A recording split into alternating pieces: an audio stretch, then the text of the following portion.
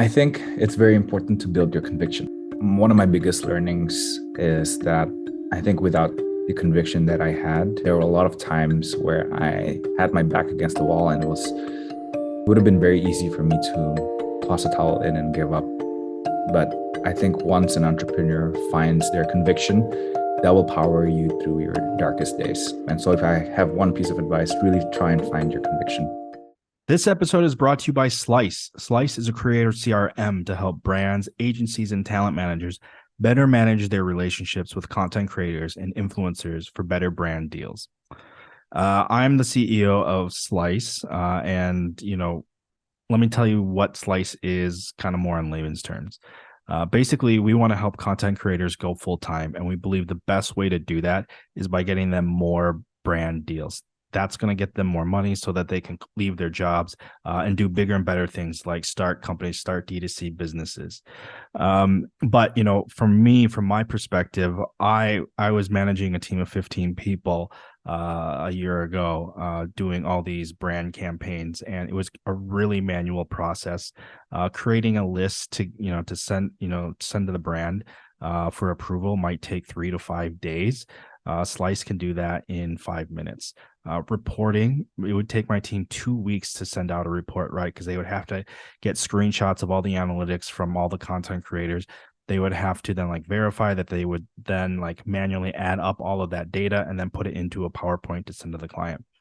That is ridiculous. And so because all of our content creators connect their accounts, we get that report within 24 hours of the last post, right? So we really simplify all of that for the brands and the agencies. So that's kind of why I built this product, is because I was tired of spending so much time on all of that. Well, not me, but the team, right? But if you're a brand and you run a 1 week campaign, but it takes 2 weeks to get a report, that's kind of ridiculous, right? So again, right now for the brands and the agencies, we're helping them simplify their lives and work faster.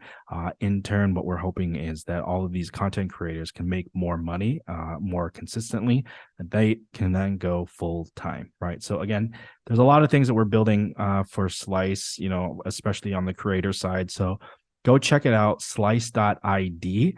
And if you have any questions, email me personally, jesse@slice.id. And if you sign up, if you're an agency brand, you want to sign up talent manager, use my promo code, right? You're listening to the Sidedoor podcast, use the promo code Sidedoor, and that's going to give you 50% off for the first 3 months that you use it, right? So I would use that, check it out. Again, hit me up, jesse@slice.id. If you have any questions, if you have any suggestions, anything you need, I can help you out. That's enough for this host read ad. Now let's get on to the episode. Blockchain, cryptocurrencies, Web3. I'm sure if you've spent any time online, you've heard these terms.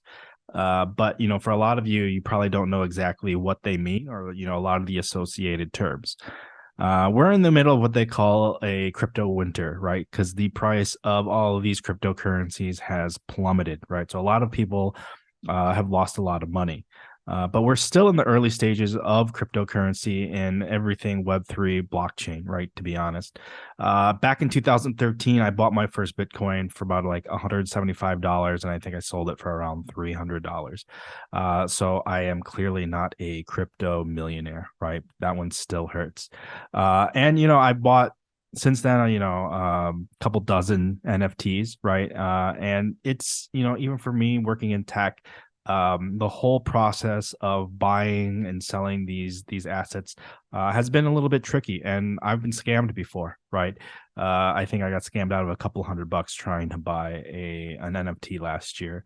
And so if it's difficult for me, if it's a little bit more cumbersome, then for the average person, what's it like? It's probably very, very daunting. And then you have all the news of the FTX scandal where people lost $10 billion. And then there's a bunch of other crypto exchanges that have gone bankrupt as well, right? So there's a cloud kind of hovering over the entire industry. But that's not to say that cryptocurrency Web3 is like dead, that it's a bad thing, that it's never going to recover. I think we're still in the very early stages of all this. And so I thought this would be a good time to have the CEO of a crypto exchange come on. And then we could start to talk a little bit more about, some of these definitions, how, crypto exchanges like his can build trust with the users, right? And so that you can avoid getting scammed and buying kind of like these shit coins that go to zero, right? So today on the pod we have Jeth Soetoyo, right? He is the co-founder and CEO of Pintu. So Pintu is a crypto exchange in Indonesia, right? So I wanted to talk to him, an expert, to get a little bit more depth into what's going on, a little more information for you guys in case you're thinking about crypto or you're a little bit worried about some of the investments that you've made.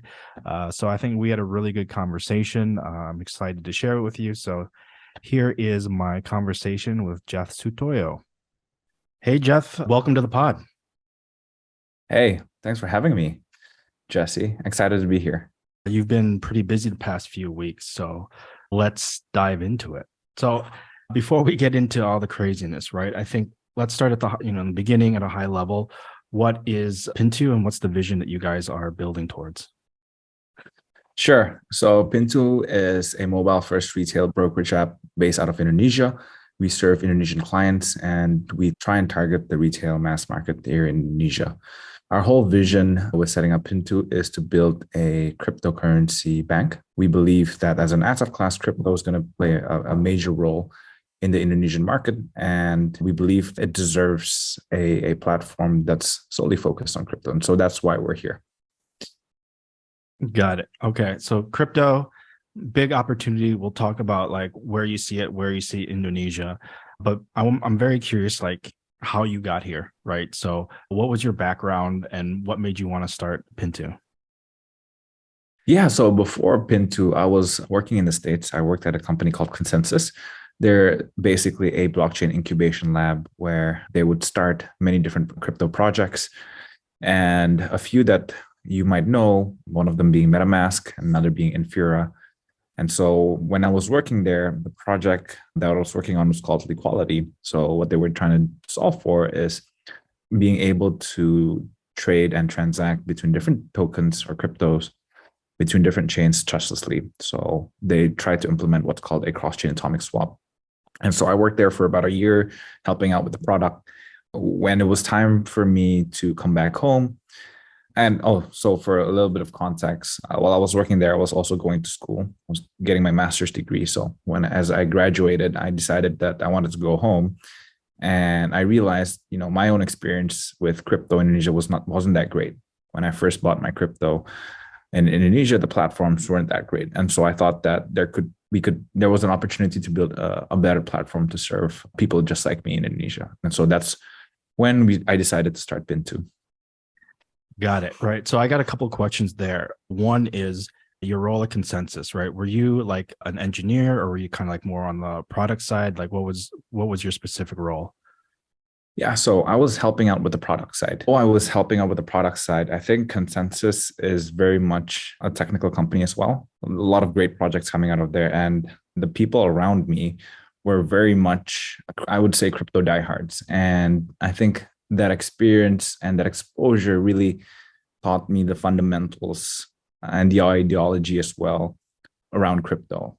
And I really got to meet a lot of great people there who also shared and helped me understand how blockchains work on a fundamental technical basis. And I think, that was what I thought was the best part of my experience there. It was really beyond the product side, really understanding the technical side as well. Got it. Yeah. The crypto from a technical standpoint is very, very interesting. I remember, first learning about, Bitcoin, right, as the first foray into crypto. So like what was it that you kind of got you started in blockchain and crypto? And then like what was your like light bulb moment that was like, this is what I want to spend my time on? Yeah. I think that light bulb moment came from a few different realizations, not a specific moment, but the realization of a few different concepts. I think, first of all, from a macroeconomic policy standpoint, I realized that money in its current form is not really backed by anything. And so you take that and you also take the technological fundamentals of crypto and how it's built as a peer-to-peer open and free network and combine the two. It gave me a realization that this could be a new form of value, first of all. And second of all, it could also be a new and free to use network where people could build new applications and new innovations on top of it. And you take that in parallel to how the banking system today works, which is a closed loop system. I kind of realized that this would potentially bring in a whole new revolution of how people use money and how people build applications concerning money. And so I thought that was a pretty exciting field to be in. And yeah, that's, I think, where I decided I want to spend most of my time in.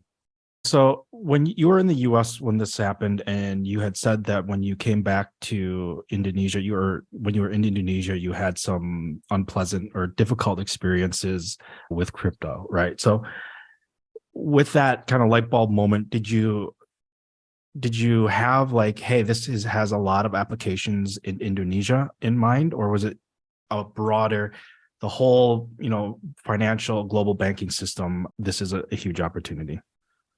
Well, to be honest, when I first started with Pintu, the problem that I was trying to solve was just very simple. Just trying to solve my own problem that I experienced with crypto. Obviously, I understood the potential behind crypto and everything that it entails.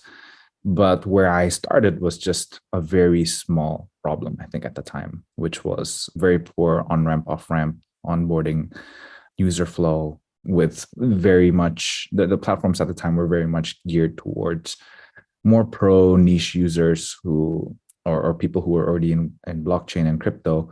And so I thought that for the majority of Indonesians who are not only new to crypto, but also new to the concept of investing and trading, I think at the time that there needs to be a better platform to serve these type of people, including myself, right?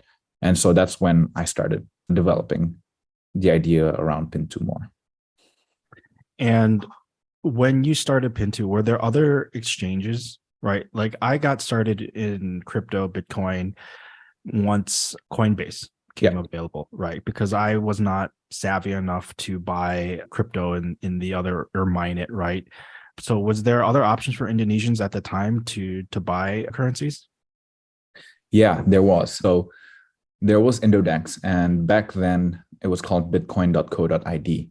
And so that was like my first experience of buying crypto. I was using that platform back in the day. They've been around actually for the longest time. I think they launched their service somewhere around 2013, 2014. Yeah. So they're around, but for you as a user, you found that there were still opportunities to make it easier for more people, right? So when you launch, are you just offering Bitcoin, Ethereum, or are you, because there's a whole host of cryptocurrencies that you can buy and sell? Yeah. So when we first started, we just launched two. I think it was Bitcoin and Ethereum. Predominantly, the reasoning behind that was also because we thought that we wanted to offer users the crypto that were the blue chips of the industry and so to speak, in terms of risk, much less compared to the other newer cryptocurrencies. Because at the time we were coming out of the 2017 bubble where a lot of ICOs happened, a lot of pump and dumps happened. And so we thought that in the beginning, it was very important to focus on trust. And so the availability of tokens were also very limited, and it was intentionally limited so that people won't get burned too much by these other tokens. So, like I said earlier, crypto is in like this Wild West phase, right? So regulation hasn't caught up with the pace of things that are evolving on the blockchain in crypto, right? And this also changes from country to country, right? So people, some people can buy on different exchanges, some can't, right? So it's really hard to kind of track the regulation and what is going on with all this.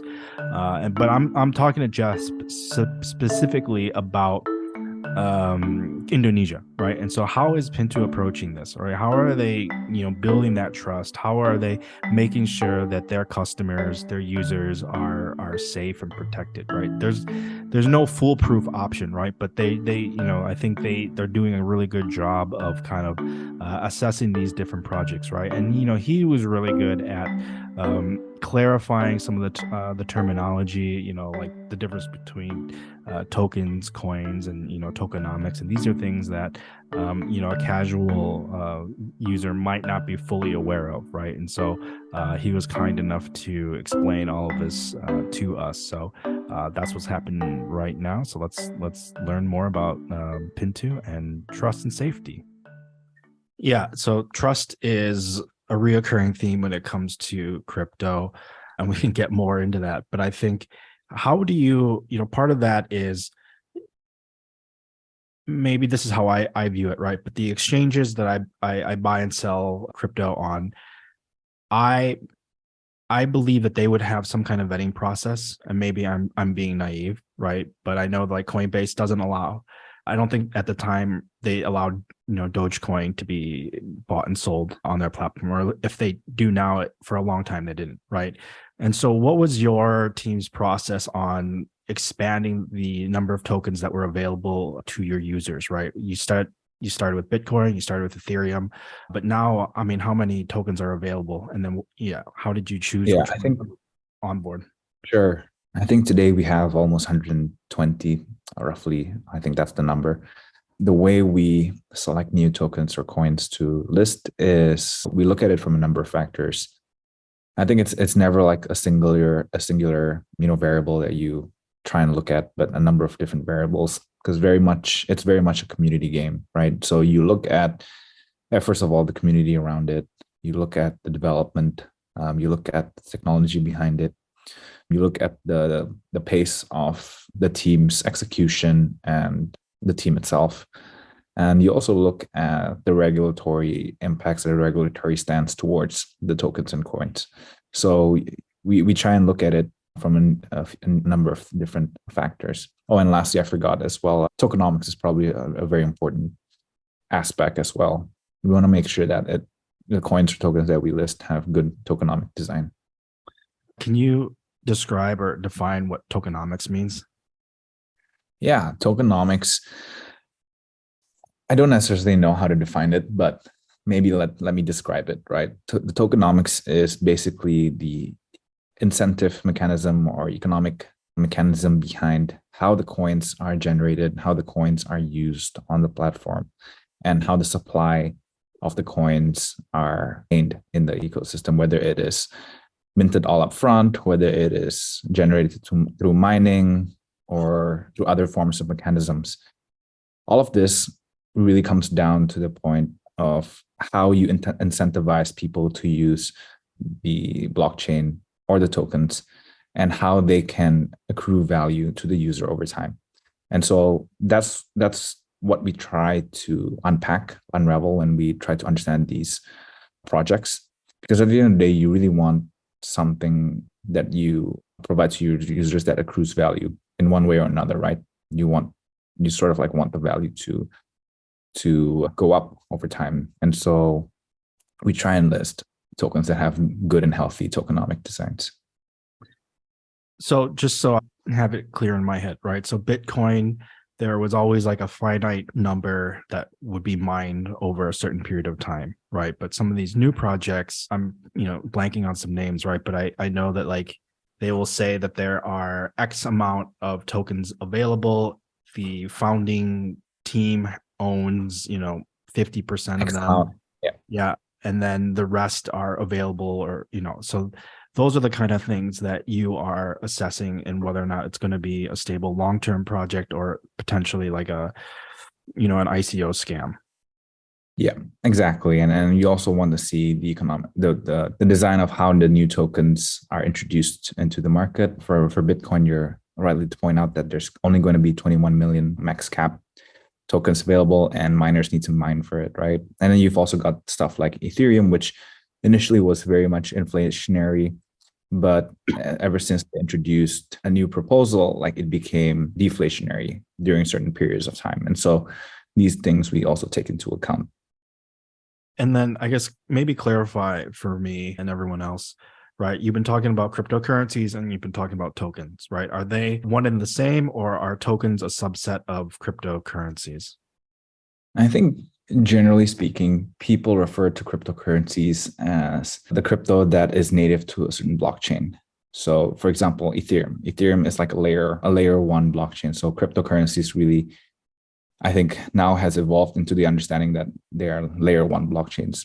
Tokens are generally applications or a product that is built on top of these layer ones. So you've got different types of tokens on Ethereum, for example, like Uniswap, like Aave, like Compound. These are tokens that are native to those specific protocols, those specific applications that are built on top of the layer one cryptocurrency blockchains, if that makes sense, Jesse.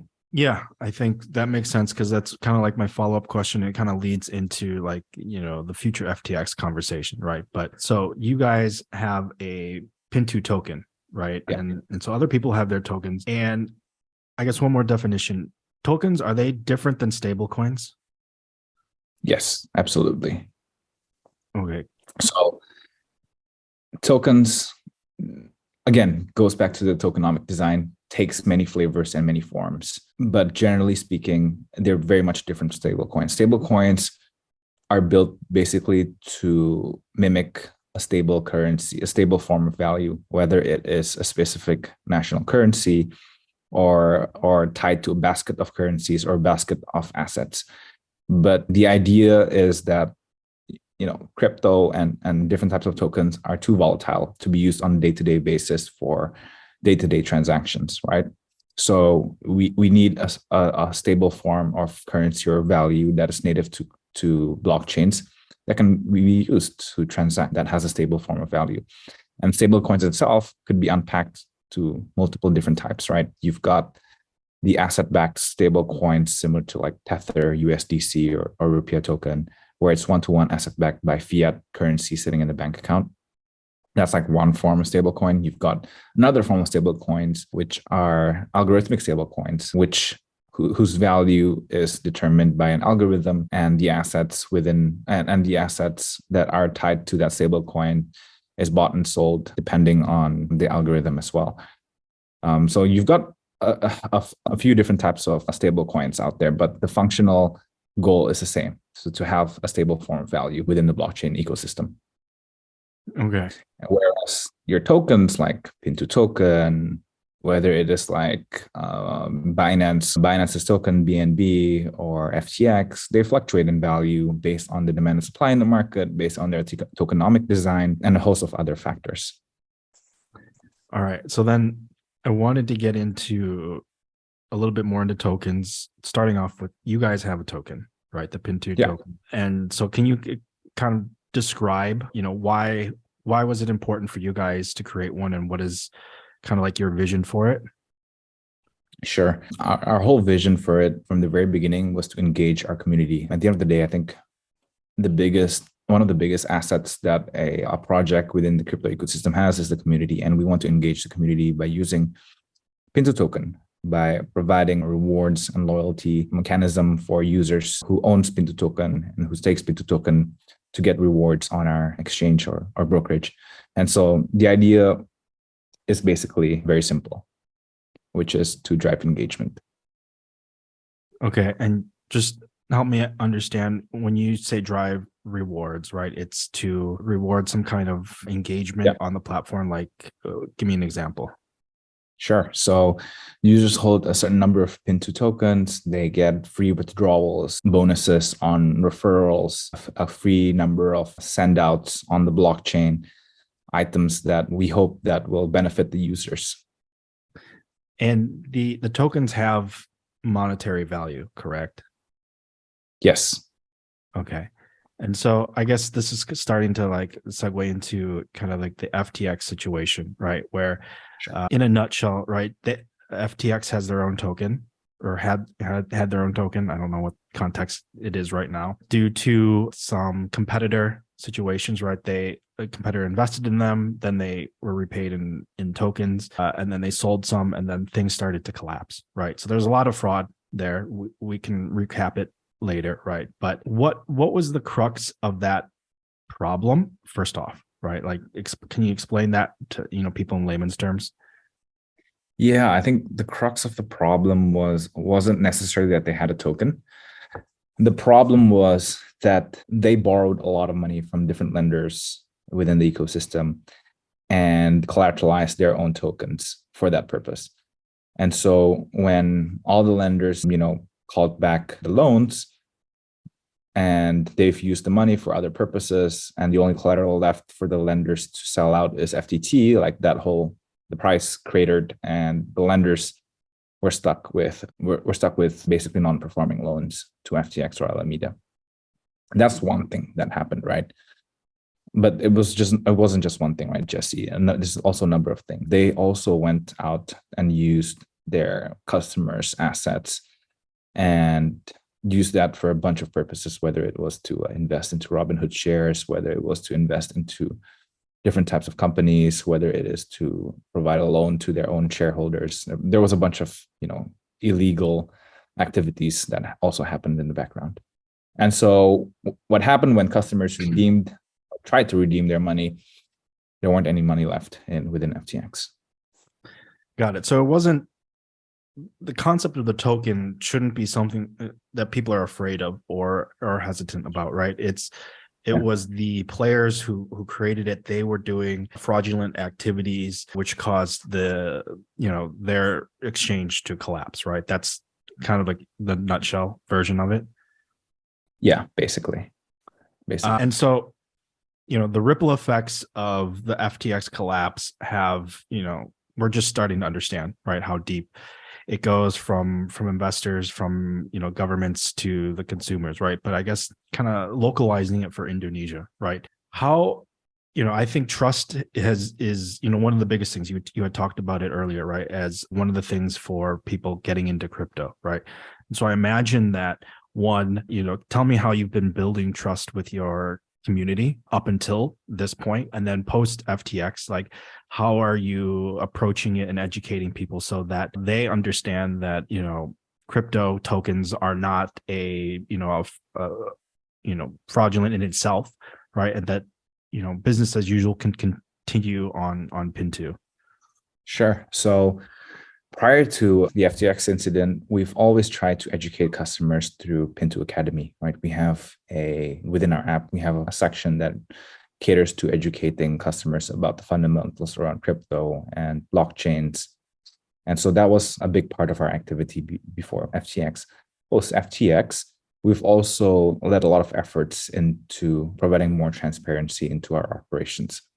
For example, we've released a report on how we manage our assets and how we've broken down the assets to liability ratio for each of the assets that are listed on Pintu. And so users know that for each of the tokens that are provided on Pintu, we have over 1-to-1 ratio between assets to liabilities. And we're also in the process of getting that audited by a third-party auditor to make sure that, it's not only us saying that, but, we've got a verified party also verifying those numbers. And I think that's very important, right? Because users at the end of the day don't have access or knowledge into the inner workings of centralized parties like us, like a number of global crypto exchanges. And so I think this will help build that trust with customers. And you're right, trust has been broken in the last month or two. Actually, this whole year, trust has been broken, starting from the blow up of Luna, and then you've got Voyager, BlockFi, 3AC, and now FTX and Genesis. So trust has been broken, and trust takes time to be rebuilt. And I think that is one of the bigger challenges for us as an industry, how to regain the trust of consumers. Yeah. So I was going to ask, right, you had mentioned crypto is very volatile, right? And that's the reason for stable coins. And as someone who has just kind of like casually owned and traded some of these coins, right, I know the big swings, right? And we're in what, some people call crypto winter, right? So how is like the appetite for crypto right now? Like, is it dropped to zero? Are people still interested, or like is everyone just kind of like halting right now and waiting to see what happens? No, I definitely think people are still interested. I still think there's still demand for trading, for investing there. although the interest has gone down a lot compared to last year, obviously, but I think the interest is still there. For the general public, though, I think it'll take more time before we see the level of interest that we saw in 2021 or earlier in the year. And I think it's normal, right, Jesse? We've gone through multiple cycles before as an industry, and I think this is one of those cycles. I would agree with that, but I think, you said that the industry has gone through some pretty tumultuous times right now with a lot of these exchanges closing. So it's probably a little bit more difficult than before. So being one of the last few standing is probably a positive. But how is there like something that you think will help the industry turn the corner and get people thinking about crypto? Should they be thinking about crypto differently than just kind of like assets that they can trade and sell to make money? Well, there's a lot of new applications, right, being built beyond just trading and speculation. And I think we as an industry need to also get customers involved in those type of applications, because I think there's a lot of real use cases there as well beyond trading and speculation. And now probably is the best time, Jesse, to get involved. During the bull market, there's too much distractions and there's too much speculation. And now I think as you get the tourists out of the industry, like the real development and the real building, comes back and gets going. And I mean, if you're investing or trading, right now is probably the better time to get involved, and not during the bull market. Like, you don't want to be buying the highs, right? Yeah. You kind of want to be buying the lows. And so, like, I've personally, and this is just my personal self, like, now I think it's a great time, for my opinion, to start DCAing slowly. DCA is a term called dollar cost averaging, right? Buying slowly every week, every month, and diversifying yourself into crypto slowly. Okay. Not investment advice. Yeah, not investment advice. Shifting gears a little bit, right? So Pintu is a growing company, and last year they raised $113 million, right? So that's a lot of money. And so as you raise that amount of money, your company is growing. The DNA, the makeup of the company is changing a little bit, right? And so you're hiring a lot more. Who you hire, how you hire them, all of this changes, right? And even like as a CEO, your role starts to evolve and change as well, right? So that's all coming from a scaling startup, right? So I wanted to talk to Jeth about like what his experiences have been, where any obstacles they encountered, and like kind of how they overcame those, right? So I think this was a really neat opportunity for me to talk to someone who's raised such a large round of funding. So I kind of want to switch gears, right, and talk a little bit more about like the company building side of Pintu, right? So, Sure. I guess to kind of let's start when you're in that that bull market, right, and everybody wants to invest. I would assume that recruiting people is a lot easier because people want to work in that like hot industry, right? So, how has growing the team recruiting been changing since, last year to this year? So I think last year the challenge was keeping up with the demand for growth. We grew from a team of about 10, 15 people in 2020 to about 280 today. So I think that growth was quite painful because you kind of need time, right, to grow properly. And that bull run just didn't give us opportunity to grow properly. So the challenge was getting like enough people in the door. That was a challenge during the bull run. I think the challenge now with hiring is just making sure we hire the right type of people. As you can imagine, like growing that fast, you probably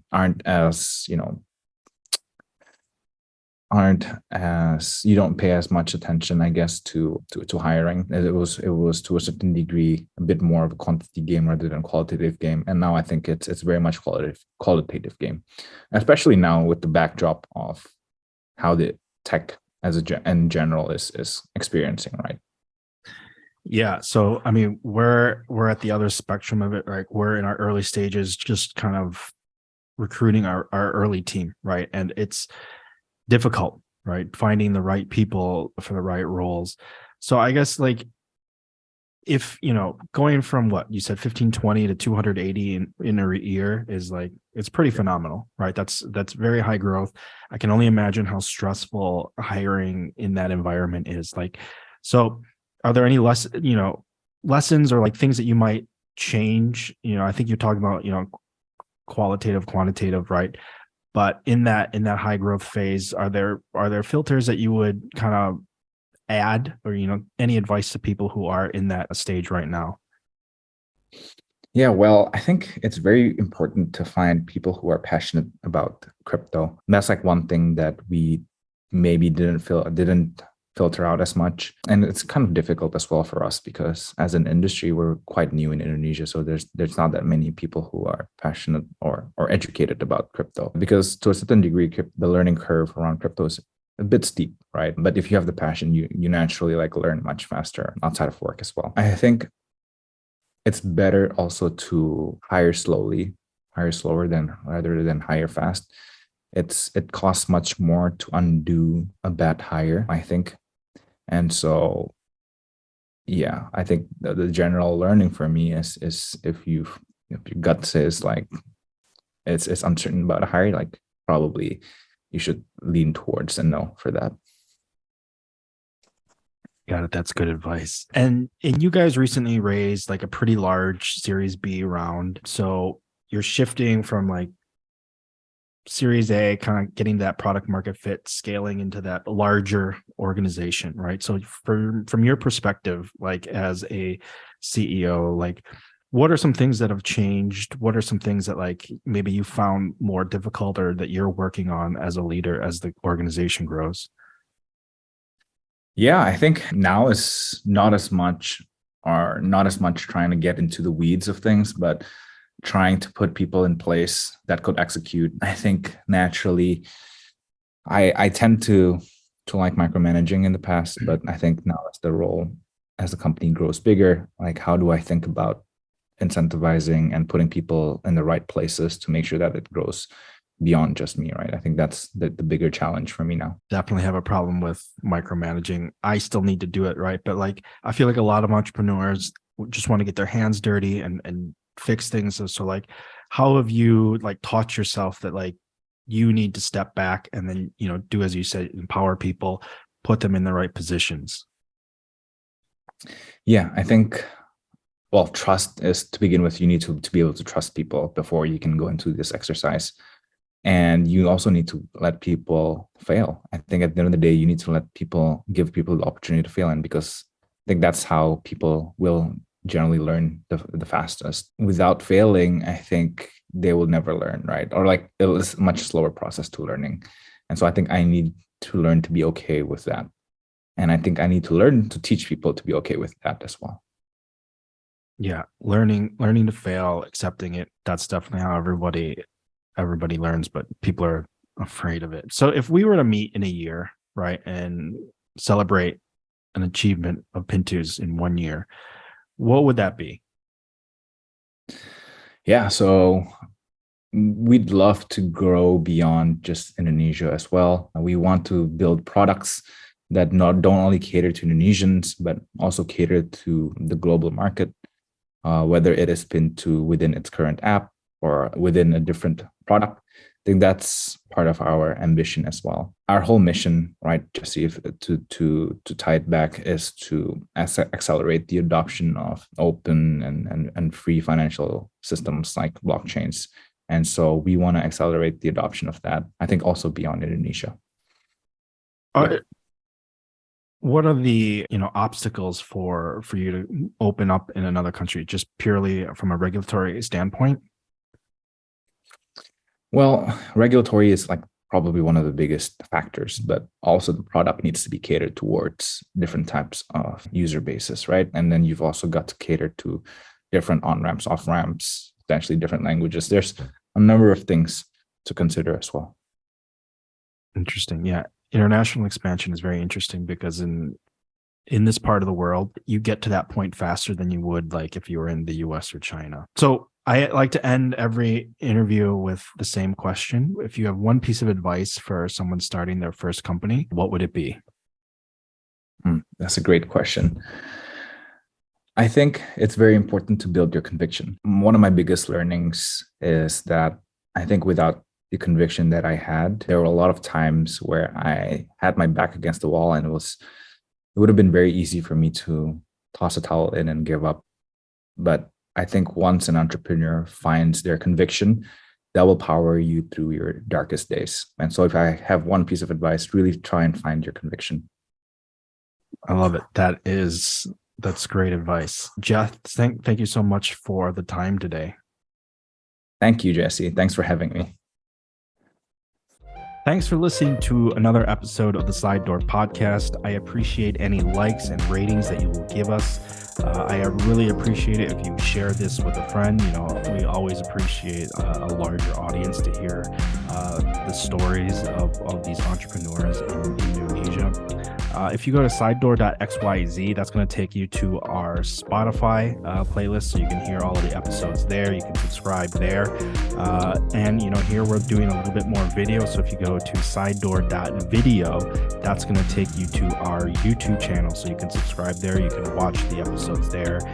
You can kind of track where my funky eyes are going and, my weird faces that I make when people are speaking. But I'm pretty excited about this. We've got a lot more cool guests coming on. So appreciate any help that you can give me to spread the word of this podcast. If you have any suggestions for the pod or potential guests, hit me up on Twitter at Jesse Bowman. Until next time, stay curious.